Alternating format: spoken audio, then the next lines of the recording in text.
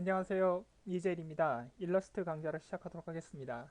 이번 강좌는 패스파인더 팔레트 옆에 있는 얼라인 팔레트에 관련된 설명을 드려보도록 하겠습니다. 사실 그래픽 프로그램과 관련된 모든 그 내용에서 보시면 얼라인 패널은 어떤 식으로든지 다 존재하게 되어 있는데요. 포토샵이나 일러스트, 플래시 또는 뭐 애프터 이펙트라든지 프리미어라든지 여러 가지 기타 프로그램에 보시면 얼라인 패널은 반드시 거의 있는 걸로 여러분들이 생각을 해주시면 되겠습니다. 그러면 얼라인이라는 것은 여러분들이 정렬이라는 것은 아실 수 있는데요.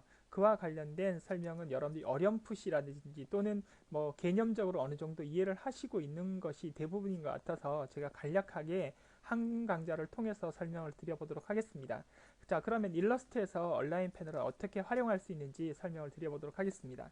자, 먼저 파일에서 뉴 창을 클릭을 하시고요. 여러분들과 같이 직접 개체를 만들면서 작업을 한번 해보도록 하겠습니다. 자, 그럼 먼저 개체를 3개 하나 만들어줘요. 3개 정도 그려주시면 되겠습니다. 그래서 여러분들이 그리시는 거는 여러분 마음이시니까 여러분들이 그리고 싶은 대로 그려주시면 되겠습니다. 저는 사각형과 원형과 그 다음에 별 모양을 한번 그려보도록 하겠습니다. 그리고 여기에 색상을 좀 채우도록 하겠습니다. 개나리색과 그 다음에 사이언색과 그 다음에 녹색 계열을 한번 빨간색, 마젠타색을 한번 넣도록 하겠습니다. 그리고 전체로 선택하시고 혹시나 뭐 꼭 보기 싫은 건 아니지만 여러분 면색만 두고 선색은 제가 빼도록 하겠습니다. 그래서 검정색 화살표로 선택을 하시고 전체를 다 선택하신 이후에 선색을 앞으로 내주시고 밑에 금지 표시를 눌러서 선색을 빼주시면 되겠습니다. 그리고 다시 면색을 앞으로 내주시면 되겠습니다. 지금 여기서 면색이 물음표로 나오는 것은 개체를 하나만 선택한 게 아니라 여러 개를 선택했기 때문에 면색이 어떤 것인지를 정확하게 모른다는 의미로 생각을 해주시면 되겠습니다. 말을 좀 바꾸면 여러 개의 면색을 선택하고 있다 이렇게 알아두시면 되겠습니다. 자, 그러면 전체를 다 선택하신 다음에 여러분 패스파인더 옆에 보시면 온라인 패널이 보이실 겁니다. 여기 보시게 되면 여러분이 정렬을 하실 수 있는 방법들이 나오겠죠. 자, 첫 번째 온라인 부분이 보시면 되겠습니다. 선택한 오브젝트를 가장 왼쪽을 기준으로 해서 맞춰준다고 보시면 되겠습니다. 이것도 제가 뭐 설명을 드리는 차원에서 여러분 복제를 하나 하도록 하겠습니다. 복제를 좀 하도록 하겠습니다. 적당히 해서 Alt키 눌러서 옆으로 잡아당기신 다음에 Ctrl D 눌러서 이렇게 3개 정도로 구현을 하도록 하겠습니다.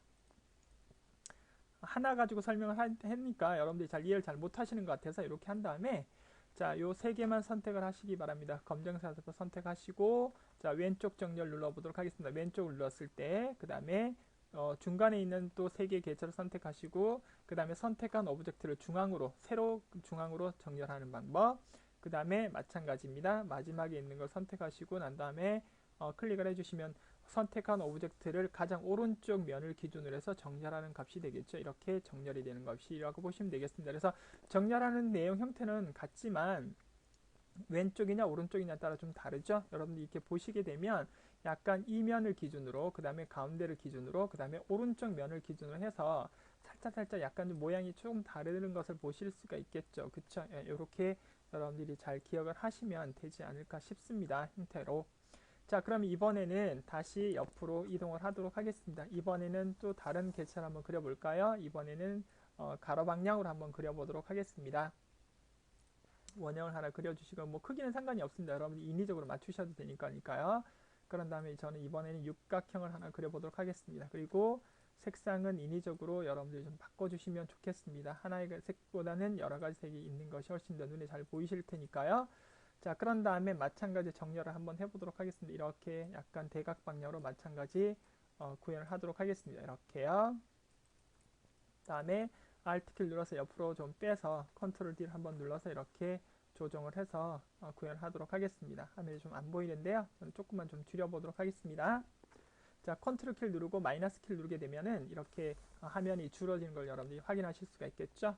자, 첫 번째 3개의 개체를 선택하신 다음에 이번에는 상단 위쪽을 기준으로 하는 거 있죠. 가장 윗면을 기준으로 정렬하는 방법. 그 다음에 또 똑같이 선택하시고 가운데를 정렬하고 또 선택을 하시고 난 다음에 하단, 즉 다시 말하면 그 가장 아랫면을 기준으로 해서 정렬하는 것을 여러분들이 보실 수가 있겠습니다. 이렇게 해서 보시게 되면 상단을 기준으로 가운데를 기준으로 하단을 기준으로 이렇게 정렬된 것을 여러분들이 보실 수가 있겠습니다. 이렇게 잘 기억을 해 주셔서 작업을 해 주시면 되겠습니다. 자, 그런데 여기서 저희가 나는 여러분들하고 저하고 같이 어느 기준면을 잡아서 작업을 한번 해봐야 되겠다. 그러실 때는 어떻게 하는지 알려드리도록 하겠습니다. 마찬가지 세 개를 뭐 적당히 그려주시면 되겠습니다. 그래서 사각형 하나를 그릴 거고요. 그 다음에 원형을 한번 그려보도록 하겠습니다. 이렇게요. 그런 다음에 위치는 뭐 인위적으로 여러분들이 맞춰주셔도 되겠습니다. 그리고 색상을 바꿔보도록 하겠습니다. 여기에 주황색 계열 주고 여기는 연두색을 주겠습니다. 자, 이렇게 되었을 때 여러분 이번에 좀 다른 부분인데요. 이번에는 그 오브젝트를 전체 선택하고 하나의 오브젝트를 클릭한 후에 그 오브젝트를 기준으로 해서 정렬을 하고 싶다. 그러실 때는 어떻게 하시는지 보여드리도록 하겠습니다. 이건 약간의 팁이라고 보시면 되겠는데요. 전체로 선택을 하시고요. 그 다음에 여기서 바로 여기에서 왼쪽, 가운데, 오른쪽, 위쪽, 가운데, 아래 이렇게 하지 마시고요. 바로 선택의 기준이 될 것을 찍어주시면 되겠습니다. Alt키 누르고 여기서 클릭을 해주시면 되겠습니다. Alt키 누르고 클릭을 해주신 다음에 그런 다음에 정렬을 하시게 되면 그 값을 기준으로 해서 정렬이 된다. 지금 보시다시피 여러분 어떻게 됐는지 보셨죠? 그러니까 이 값을 기준으로 해서 얘네들이 이 값으로 이렇게 움직인 것을 여러분들이 보실 수 있습니다. 다시 한번 보여드리겠습니다. 전체로 선택하시고요. 이 얼라인 펜을 누르고 가기 전에 먼저 선택을 하고 이것을 1번으로 보시고요. 그 다음에 Alt키를 눌러서 요 원, 즉 그 주황색 원을 잡는 것을 2번으로 하시고 그 다음에 여기서 여러분들 3번 작업을 해주시면 되겠습니다. 그래서 Alt키를 누르고 중심이 될 수 있는 개체의 기준이 되는 기준 정렬 값을 여러분이 개체를 클릭을 해주시고 난 다음에 해주시면 이렇게 정렬이 되는 것을 보실 수가 있겠습니다. 이것이 정렬하는 방법이 되겠습니다. 자, 이번에는 스페이스바 눌러서 여러분 이번에는 원형을 이렇게만 잡겠습니다. 자, 원형을 이렇게 잡아서 위치는 이 정도 잡고 크기만 조절을 해주시면 되겠습니다. 자, 이렇게 크기를 조절해서 조절하도록 하겠습니다. 자, 여기에서 색상도 다 바꿔주시고요. 눈에 잘 보이는 색이어야 되기 때문에 이렇게 조정하도록 하겠습니다. 자, 이 부분은 제가 뭐 따로 설명을 드리지 않아도 여러분들이 충분히 또 짐작을 하실 수 있을 것 같아서 제가 마찬가지 이렇게 구현을 한번 해보도록 하겠습니다. 자, 이렇게 약간 좀 억각이 나도록 작업을 한번 해보도록 하겠습니다. 그리고 마찬가지 또 복제가 돼야 되는 부분들이니까요. 선택을 하시고 검정색 화살표 선택하시고 Alt키로 누르면서 잡아당기시고 마우스를 놓으시고 컨트롤 D를 한번 눌러주시면 이렇게 모양이 구현이 된 걸 보실 수가 있겠습니다. 자, 여기 약간 좀 구별이 좀 되게 해드릴게요. 자, 이 상태에서 제일 앞에 있는 세 개의 개체를 선택하시고요. 이번에는 간격 조정입니다. 그래서 디스트리뷰트 오브젝트라고 그래가지고요. 그 오브젝트를 어떤 식으로 분포하게 할 거냐를 나타내는 부분이라고 보시면 되겠습니다. 위에 있는 것을 누르게 되면 윗면을 기준으로, 이것은 가운데 면을 기준으로, 이것은 아랫면을 기준으로 조절이 된다고 보시면 되겠습니다. 그런데 여러분들이 생각하실 때 간격 조정이라고 그랬는데 여기 있는 간격이랑 여기 있는 간격이랑 여러분들이 안 맞다 이렇게 말씀을 하실 수가 있습니다. 사실 여러분들이 보통 간격이라고 그러면 이 중심점이 아니라 바깥쪽에 있는 외곽 라인을 외곽에 있는 그 가장 바깥쪽에 있는 그 점을 기준으로 해서 여러분들이 생각을 하실 수 있는데요. 이 일러스트에서는 여러분들이 생각하시는 것처럼 그렇게 나오는 게 아니고요. 이 중심점을 기준으로 해서 간격 조정이 된다는 겁니다. 그래서 다시 말씀드리면 이 점과 이 점, 잘 안 보이니까 제가 검정색으로 좀 바꿔보도록 하겠습니다. 그래서 모양 형태를 하셨을 때 자, 여기서 여기 이 점하고 그 다음에 이 점을 기준으로 해서 작업을 한다고 생각을 하시면 되겠습니다. 그래서 색상이 좀 잘 안 나와서 제가 좀 색상을 다르게 선택을 하도록 하겠습니다. 그래서 이 점과 이 점, 그 다음에 이 점, 그래서 이 점과 이 점의 간격이 동일하고 이 점과 이 점의 간격이 동일하다 이렇게 보신다는 거죠. 실제로 여러분이 생각하는 것처럼 이 간격이 아니고 중심점을 기준으로 해서 간격 조정이 된 거라고 생각을 해주셔야 된다는 겁니다. 그러면 이제 예를 들어서 이거 같은 경우는 첫 번째는 위쪽이니까 이쪽 면하고 이쪽 면이니까 여러분 이렇게 생각을 하셔야 합니다. 이렇게 생각을 하셔서 이 간격이 동일하다. 그 다음에 여기는 우리가 가운데 맞췄으니까 중심점을 기준으로 해서 기준을 한다면 여러분 이렇게 보셔야 된다는 거죠. 이렇게 보시면 어때요? 간격이 동일하게 나온 거라고 보시면 되겠죠. 그 다음에 이것은 하단 부분을 맞췄으니까 이렇게 보셔야 된다는 거죠. 이런 식으로 보시면 이 간격과 이 간격이 동일하다. 이렇게 알아두시면 되겠습니다. 그래서 여러분이 어느 부분을 누르냐에 따라서 작업이 이렇게 달라진다고 보시면 되겠습니다. 그렇다면 여기 있는 왼쪽과 가운데 오른쪽도 마찬가지 뭐든지 어느 정도 왼쪽 점이냐 가운데 점이냐 아니면 오른쪽 이 외곽선이냐에 따라서 이렇게 간격 조정이 되는 것을 여러분들이 잘 기억을 하시면 되지 않을까 싶습니다. 그래서 오브젝트의 간격 조정 확인을 여러분들이 잘 기억을 하셔야 될 것 같습니다. 자, 그러면 여기에서 정렬하는 값과 오브젝트 간격하는 부분을 여러분들이 이해를 하셨다면 이제 이 부분에 대한 설명을 드릴 텐데, 이 부분은 사실 이 책이나 강좌에서도 많이 다루지 않는 부분이라서 소홀히 할 수 있는데, 이런 부분들을 잘 하시면 또 새로운 기능을 아실 수가 있습니다. 제가 한번 해보도록 하겠습니다. 원형을 하나 그릴 거고요. 그 다음에 또 크기가 좀 다른 원형을 하나 그려서 색상을 줄 거고, 그 다음 좀 더 다른 원형을 하나 그려서 이렇게 색상을 좀 주도록 하겠습니다. 자, 이렇게 되어 있는 상태에서 선택을 다 하시고, 여러분 이번에는 여기에 있는 디스트리뷰트 스페이싱이라고 나와 있는데, 이것은 오브젝트의 간격을 조정하는 겁니다. 그러니까 중심점이나 외곽선을 기준하는 게 아니라 단순히 여러분들이 생각하는 이 간격을 조정하는 거라고 생각해 주시면 되겠습니다. 한번 눌러보도록 하겠습니다.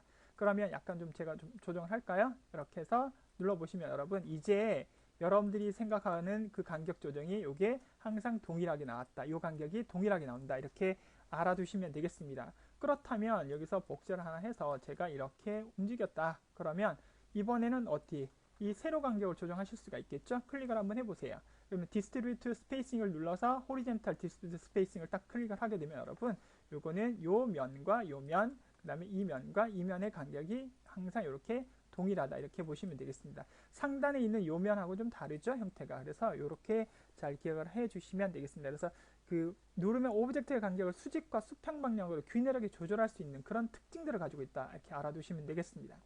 자, 옆으로 좀 이동할까요? 이번에는 이제 하단에 있는 이 부분에 대한 설명을 잠깐 드리고 마무리를 할 건데요.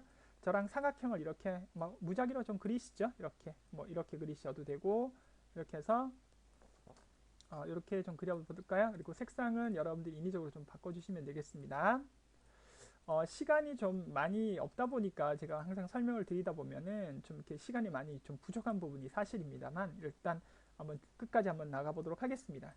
자, 전체를 선택을 하시고 난 다음에 여러분, 여기에서 기준이 될 것을 선택을 하시고요. 선택을 아까처럼, 그래서 Alt키를 누르고 클릭을 하십시오.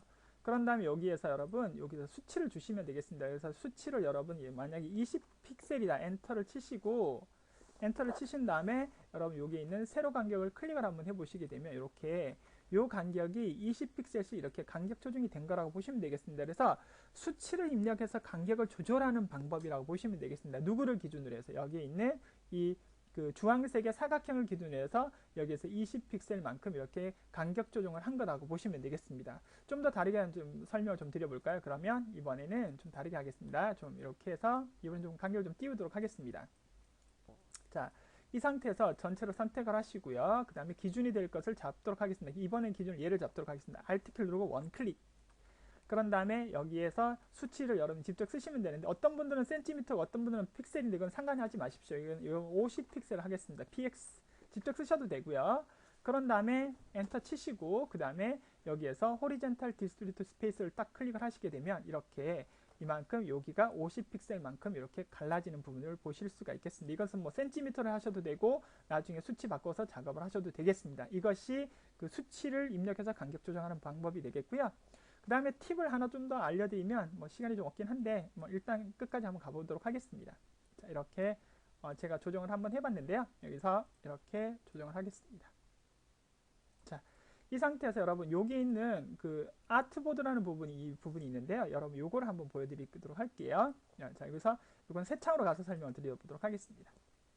원형을 빨리 좀 그리도록 하겠습니다. 제가 그래서 여기서 원형 하나 만들고 시간이 많이 부족하네요. 자, 빨리 설명 한번 해보도록 하겠습니다. 이렇게 한 다음에 여러분 이번에는 선택을 하시고요. 이번에 여러분 나머지는 그냥 요거는 그냥 오토로 주세요. 오토로 주시고 난 다음에 이번에는 그냥 정렬만 한번 해보도록 하겠습니다. 정렬을 하면 이 부분을 저희가 정렬을 할 건데요.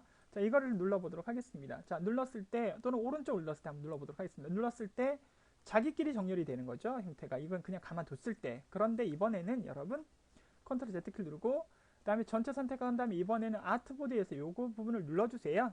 누르고 난 다음에 정렬을 왼쪽 정렬을 하게 되면 여러분 이 스테이지에 이 프린터 영역의 오른쪽으로 이렇게 정렬이 된다. 즉 다시 말하면 우리가 용지 규격인 그 프린트 용지 규격에 맞춰서 이렇게 정렬이 된다는 걸 보실 수가 있습니다. 그래서 이것을 선택하느냐 선택하지 않느냐에 따라서 자기네끼리 정렬이 되느냐 아니면 이 전체 이 스테이지를 기준으로 해서 정렬이 되냐 그 차이를 여러분들이 알아두시면 되겠습니다. 자, 정렬에 관련된 설명은 여기까지 하도록 하겠습니다. 수고하셨습니다.